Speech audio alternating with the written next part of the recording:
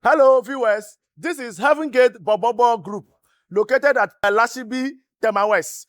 Viewers, we want you to help us reach the top of this Borborbor Carnival competition. We want you to vote for Heaven Gate by dialing star 920 star 922 hash. That is our short code.